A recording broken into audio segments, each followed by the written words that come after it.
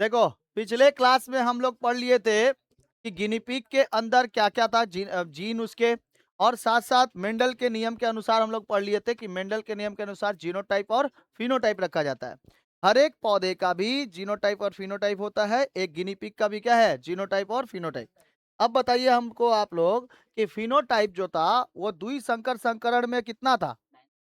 9331, यही ना था? ये इस टू में था। और जीनोटाइप कितना था?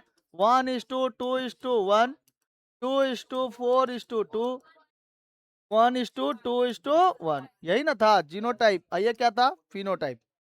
अरे कहाँ शून्य हो गया? तो चिल्लाया ना जोर से, इसलिए।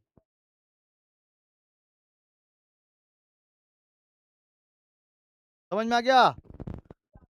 अरे समझ में नहीं आया? पिछले क्लास में हम लोग फूलों के बारे में भी पढ़ा दिए थे आप लोग को। याद करिए, टेबल जो था वो कैसे कैसे था टेबल, याद कर सकते हैं? अगर एक संकर संकरण का देखे तो बड़ा टी, इधर छोटा टी, इधर बड़का टी, इधर छोटका टी, दो गो टी मिलके बड़ा टी, एगो टी एगो छोटका टी। ये शुद्ध लंबा, संकर लंबा, ये संकर लंबा, ये शुद्ध बौना। ठीक है? जिनको क्लास, जो क्लास नहीं आए थे उनको क्या समझ में आएगा? शुद्ध लंबा बौना का है, लंबा बौना समझ में नहीं आएगा। देख लो, यहीं पे मेकअप चालू कर दी। चलो देखो, सुनो। कुछ सामान्य अनुवांशिकी रोग, कुछ सामान्य अनुवांशिकी रोग देख लेते हैं। देखो ध्यान से, बाबू अब बात बंद करो। कुछ सामान्य अनुवांशिकी रोग देख लेते हैं। इसको देख लेंगे आप तो ये फुल फुल चैप्टर ये कंप्लीट हो जाएगा। ओके, देखा जाए, ये चैप्टर कंप्लीट हो जाएगा। सुनो ध्यान से। वह रोग जिसका स्थानांतरण, वह रोग जिसका स्थानांतरण पीढ़ी दर पीढ़ी जनकों से उनकी संतानों में स्थानांतरित हो जाते हैं, उन्हें क्या कहते हैं? आनुवांशिक रोग कहते हैं। जैसे मान लो, मम्मी पापा दोनों को क्या लगा है? एकदम मोटा मोटा कॉन्वेक्स लेंस लगा है। ठीक है? यानी कि उनकी नजरें क्या है? कमजोर है। तो हो सकता है अगर उन दोनों की नजरें क्या है? कमजोर है, तो उसके अनुवांशिकता किसने अपने किस पे जाएगी? संतानों पे जाएगी। तो वो हो सकता है कि वो बच्चा भी क्या रहेगा? उसके आंख से कमजोर दिखाई देगा, कम दिखाई देगा। समझ में आया? हो सकता है। थोड़ा चाय ठंडा हो।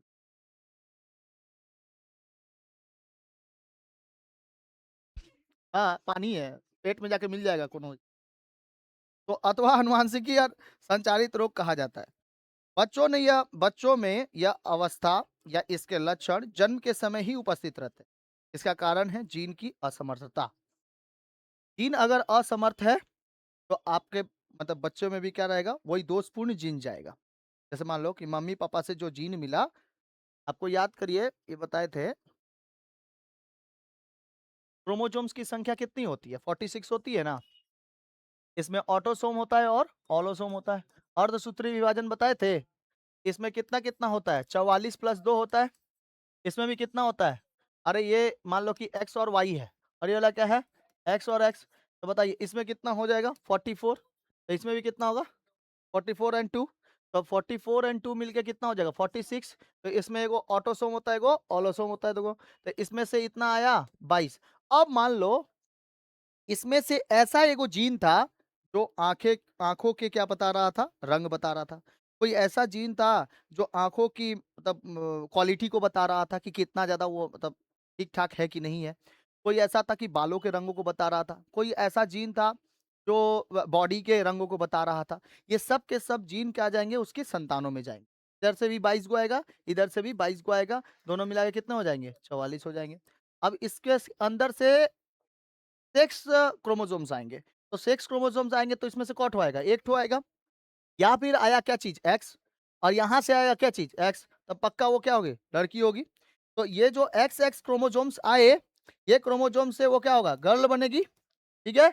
अब कंडीशन ये है कि इसमें कोई ऐसा हुआ दोषपूर्ण कोई जीन आ गया। अब वो दोषपूर्ण क्या था? आँखों से दिखाई नहीं दे रहा था। या फिर मान लो कुछ ऐसा हुआ कि रक्त सही तरीके से नहीं बन रहा था। ठीक है? रक्त अगर नहीं बनेगा तो उसको हीमोफीलिया भी कह सकते हैं, हीमोफीलिया। अगर मम्मी-पापा के भी रक्त नहीं बन रहे तो बच्चे में पक्का है कि वो रक्त नहीं बनेगा। ठीक है? हीमोफीलिया ऐसे हम लोग को दिखाई देता है। तो ये सब क्या होते हैं? थैलेसीमिया हो जाता है, हीमोफीलिया हो जाता है, फिर वातरंध हो जाते हैं, मतलब कि कलर ब्लाइंडनेस भी हो जाता है। तो कोई ना कोई एगो क्रोमोसोम्स क्या होगा? इफेक्टेड होगा। अगर कोई ना कोई क्रोमोसोम्स इफेक्टेड हुए, तो पक्का है उसकी संतानों में भी क्या हो जाएगा? इफेक्टेड ही जाएगा। समझ में आया? क्रोमोसोम्स को हम लोग नहीं बदल सकते हैं। इसका इलाज भले ही कर सकते हैं। बाद में आने के बाद चश्मा पहिरा दें, ठीक है?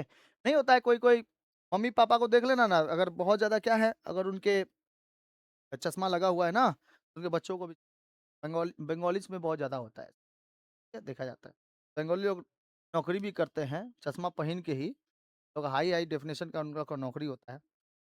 लिंग निर्धारण करने वाले गुणसूत्र जो होते हैं, हीमोफीलिया, युग्मतीय रोग जो होते हैं हीमोफीलिया एवं कलर ब्लाइंडनेस होता है। थैलेसीमिया रोग शारीरिक लक्षणों और निर्धारित करने वाले गुणसूत्र या ऑटोसोम से युग्मित होते हैं। रक्त रोग कैसा होता है? ये ब्लड से डिसीज होते हैं। थैलेसीमिया किससे डिसीज होता है? ब्लड से रिलेटेड है। ठीक है? थैलेसीमिया, थैलेसीमिया में ना ब्लड नहीं बनता है, आरबीसी नहीं बनता है। आरबीसी ठीक से नहीं बन पाता है, छोटी छोटी हो जाती है वो लोग। वो मतलब ऑटोसोम जो होते हैं गुणसूत्र के सामान्य इस रोगों के जीन की उपस्थिति के कारण पीढ़ी दर पीढ़ी स्थानांतरित होती रहती है। लाल रक्त कणिकाएं, जिसको हम लोग क्या कहते हैं? आरबीसी, ये आरबीसी सही तरीके से नहीं बन पाता, छोटी होती हैं, पीली एवं अल्पायु हो जाती हैं, के कारण ब्लड ठीक से नहीं बनता। थैलीसीमिया रोग मेडिटेरेनियन समुद्र के चारों ओर आसपास बसे देशों की आबादी में होता है ज्यादातर। थैलीसीमिया कहाँ पर होता है बाबू? ज्यादातर थैलीसी देखो थैलीसीमिया कहाँ पर होता है? थैलीसीमिया बाबू होता है मेडिटेरियन, मेडिटेरियन जो जगह है ना, मेडिटेरियन समुद्र, मेडिटेरियन सी, भूमध्य सागर, मेडिटेरियन सी। बोलिए, एक मिनट।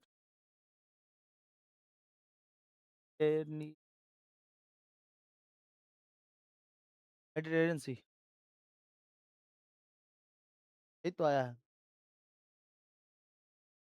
अभी इधर है, बीमारी हुआ है थैलीसीमिया,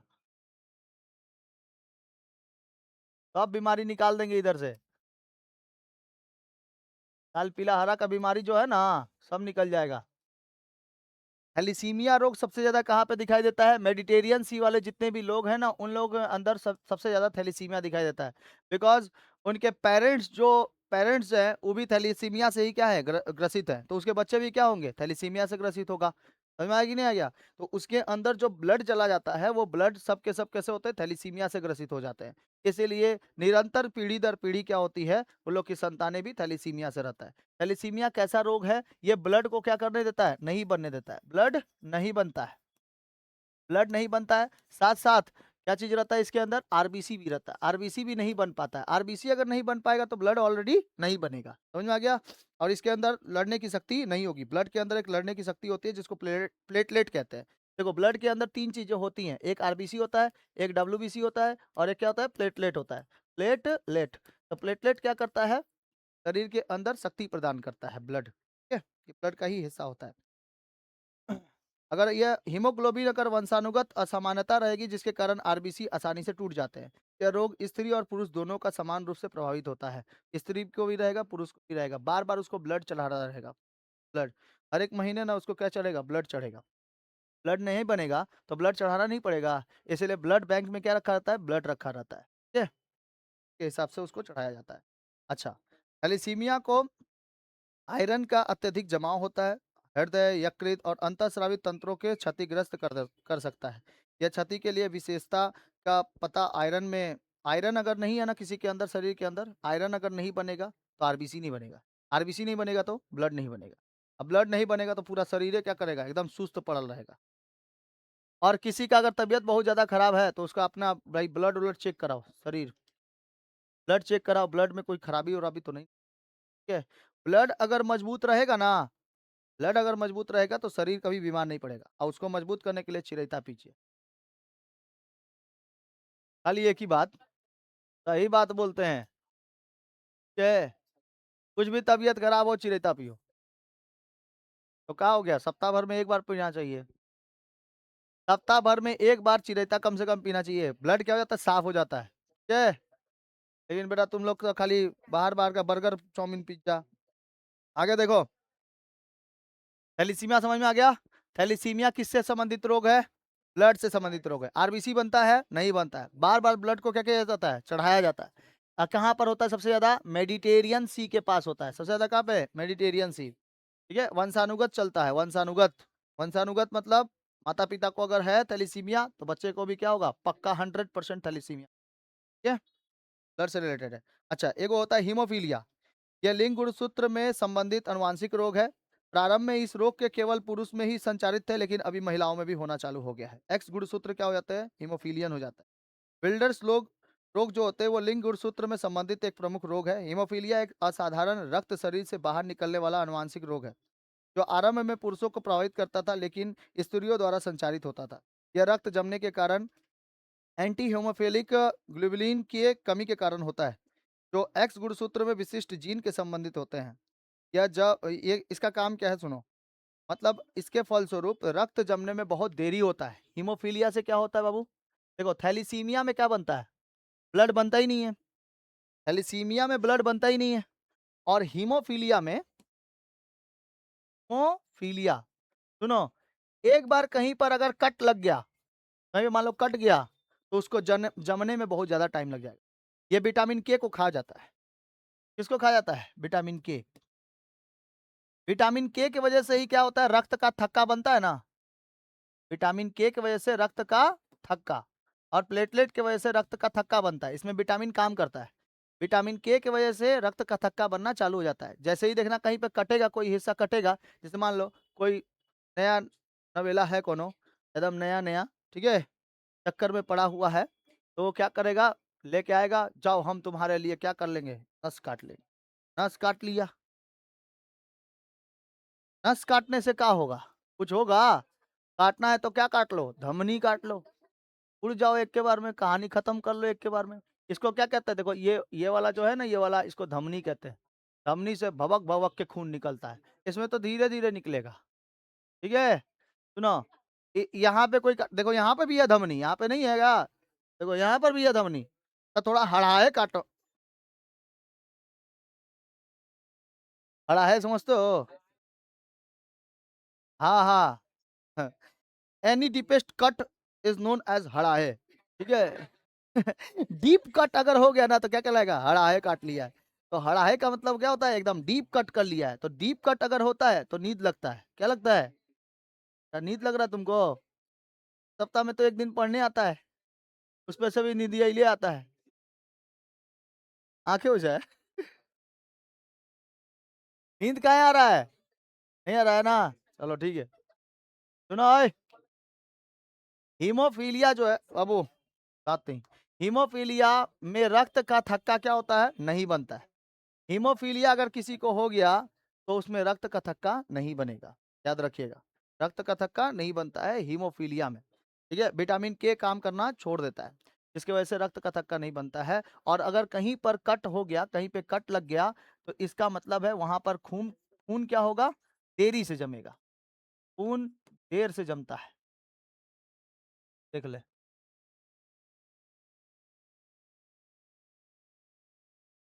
बताओ,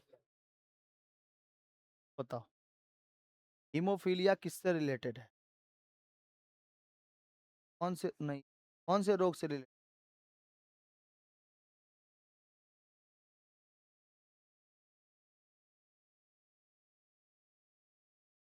समझता हम यहाँ पे मजाक कर रहे हैं, करण,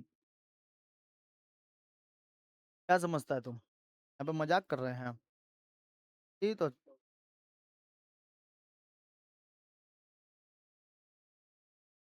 अगले बार से जवाब नहीं देगा, 10 रुपया फाइन। अपने गुस्से को हम कंट्रोल कर ले रहे हैं, कंट्रोल करके ट्रांसवर्स कर दे रहे हैं किस पे, पैसे। क्या आएगा, अच्छा नहीं होगा, 10 रुपया या 50 रुपया फाइन। जो क्लास नहीं आएगा या फिर देर से आएगा, 50 रुपया फाइन। ये ना करता है, हाँ एकदम सही है, सही करता है वो। इसीलिए वो भाग भाग के सब जाता है उधर। रक्त का थक्का नहीं बनता है किसमें? हीमोफीलिया रोग में। और रक्त नहीं बनता है थैलीसीमिया रोग में। ठीक है।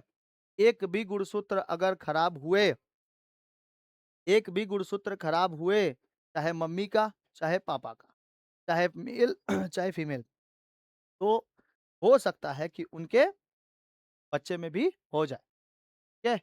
पहले ये रोग किसमें होता था? पुरुषों में बहुत ज्यादा। लेकिन अब किसमें हो रहा है? स्त्रियों में।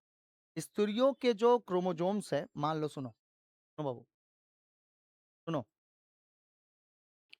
ध्यान से सुनो। मेल में क्रोमोजोम्स की संख्या क्या होती है? क्या? और फीमेल में क्या होता है? X x. ठीक। ध्यान से समझना। अगर एक्स क्रोमोजोम इफेक्टेड है, क्या चीज? एक्स क्रोमोजोम इफेक्टेड है, इफेक्टेड बता रहे हैं, एक्स क्रोमोजोम इफेक्टेड है, तो जब ये किसी संतान में जाएगा, ये क्रोमोजोम्स इसके अंदर आएगा।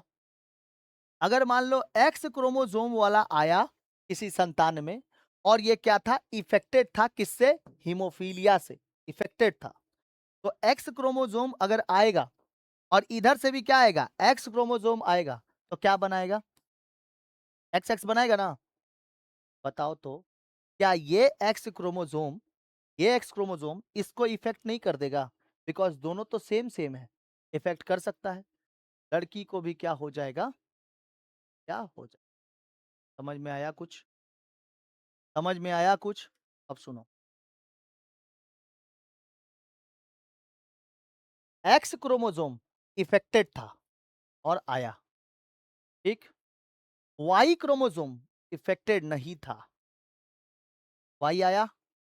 एक्स क्रोमोजोम भले ही इफेक्टेड हो, क्या इसके ऊपर ये इफेक्ट होगा? होगा। बच्चे को कौन बचा लिया? उसका पिताजी बचा लिया ना, बचा लिया ना। क्या चीज? वाई।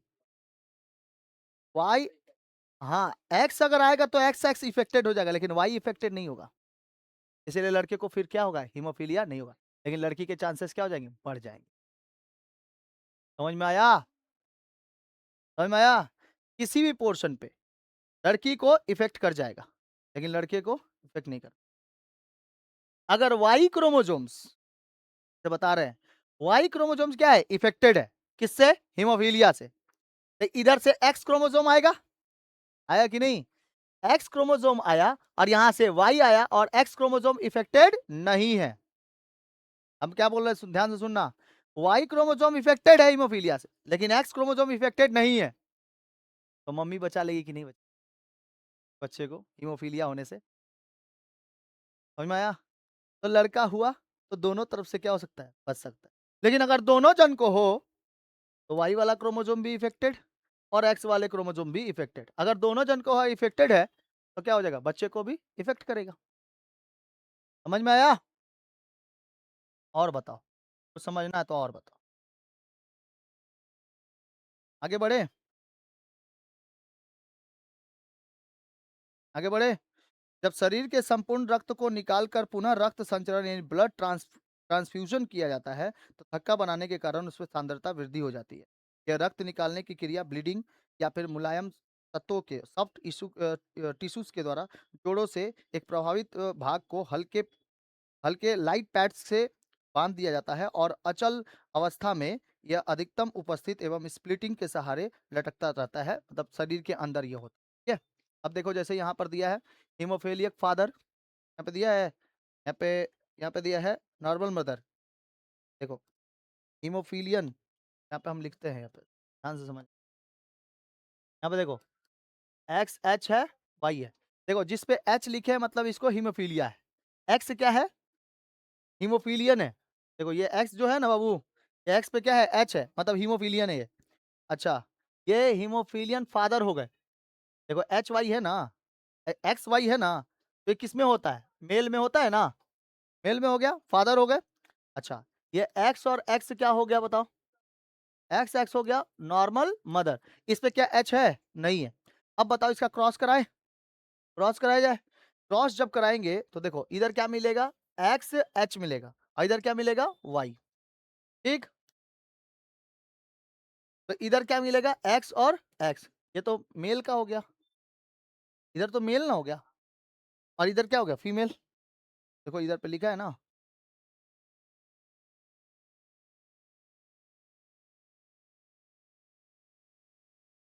ये तो मेल को दर्शाता है, ये फीमेल को दर्शाता है। तो देखो ये मेल हो गया, जब इसमें अगर हम लोग इसको क्रॉस करें, तो एक्स एच से एक्स का क्रॉस करेंगे तो क्या आएगा, एक्स एक्स एच, और यह क्या आएगा, एक्स।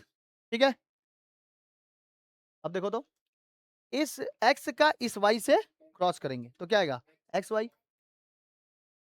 जो लड़का होगा वो क्या होगा, माँ के वजह से नॉर्मल हो जाएगा, क्या हीमोफीलिया होगा। लेकिन लड़की देखो तो हो गई ना हीमोफीलियन, किसके वजह से, किसके वजह से, पिताजी के वजह से।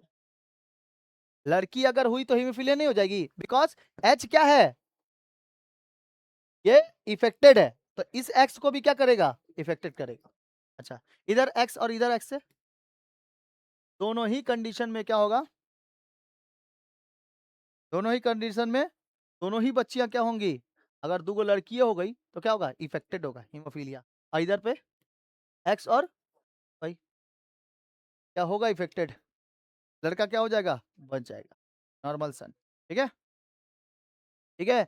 यही कंडीशन अगर किस में देख लिया जाए, मदर में देख लिया जाए, मदर में अगर हो गया तो एक्स एच, अभी जैसे तुम लोग को बताए नहीं यार, बताइए तो किए, अगर एक्स एक्स दोनों प्रभावित है, पिताजी में एक्स प्रभावित है और माताजी में एक्स प्रभावित नहीं है, अगर वाई आ गया तो बच्चा लड़का अगर हुआ तो बच जाएगा। इसमें भले ही प्रभावित हो, लेकिन क्या वाई को प्रभावित कर पाएगा, नहीं कर पाएगा। इसमें भले ही प्रभावित हो ये, लेकिन वाई को प्रभावित नहीं कर पाएगा।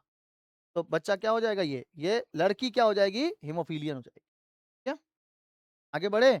इसी तरह इसमें कलर ब्लाइंडनेस भी ऐसे ही होता है, इसमें कोई ना कोई एगो एक्स क्रोमोसोम क्या हो गए, डिफेक्टेड होंगे, और वो डिफेक्टेड क्रोमोसोम से क्या करेंगे, दूसरे कोई को भी डिफेक्ट कर देंगे, तो कलर ब्लाइंडनेस ऐसे बढ़ता चला जाएगा और उसको दिखाई नहीं देगा।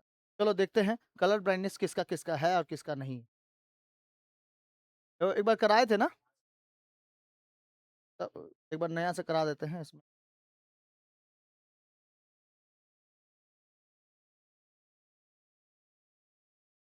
ये तो कल हम लोग करे थे पीरियोडिक टेबल, बेहतरीन किए थे, नहीं किए थे अच्छा से, अभी तक याद है कि नहीं है। सबसे पहले कौन आए थे पीरियोडिक टेबल,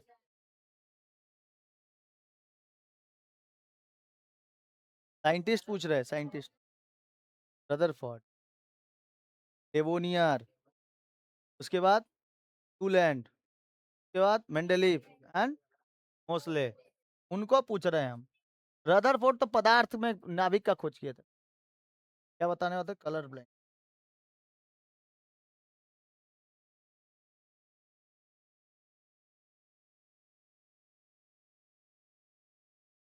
24, जो ऐसे ऐसे घुमा हुआ रहेगा ना, ये रास्ता है, तो ये वाला 42, 35, 90, ये तो रास्ता।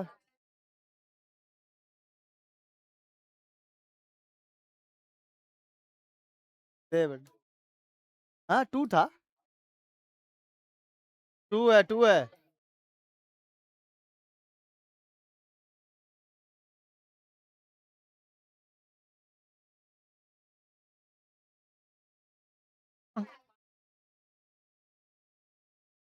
तो पूछेंगे वही बताएगा, बोल बबनी।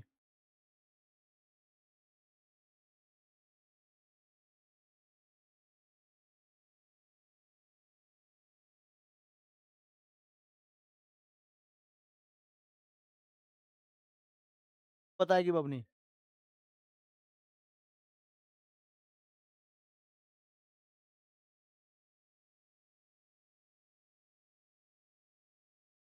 चश्मा, चश्मा खोलो, किसी को चश्मा है घर पे। वो बाद में आने के बाद कोई बहुत ज्यादा मोबाइल वोबाइल चलाता है ना, तो उसके रेडिएशन जो होते हैं वो आंख में जाते हैं, जिसकी वजह से भी थोड़ा अंधत्वपन आ जाता है। हमको खुद है, उतना दूर से हमको दिखाई नहीं देगा। बताओ ये ला,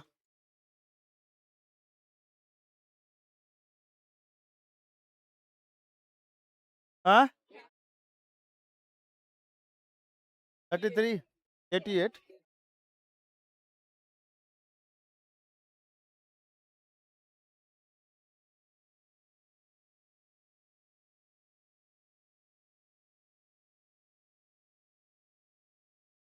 ऑनलाइन वाला दिखाई मैंने। क्या बताओ।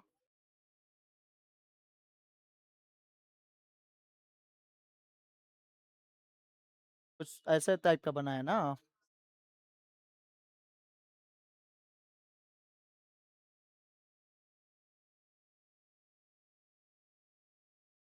किसी को कलर ब्राइटनेस टेस्ट। जो लोग बोल दिए बहुत अच्छा है, जो लोग नहीं बोल पाए अपना आँख टेस्ट कराइए।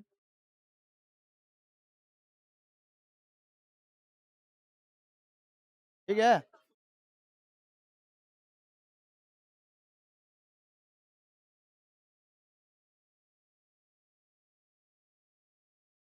समझ में आ गया बाबू। हाँ तो चलिए एमसीक्यू सॉल्व लिखा। तो इसका क्वेश्चन आंसर आप लोगों को एप्लीकेशन में मिल जाएगा, जितने ऑनलाइन वाले हैं। ऑफलाइन वाले लोग अभी लिख लेंगे क्वेश्चन आंसर, और ऑनलाइन आप लोग को क्वेश्चन आंसर मिल जाएगा आपके एप्लीकेशन पे। मिलते हैं अगले क्लास में। जय हिंद।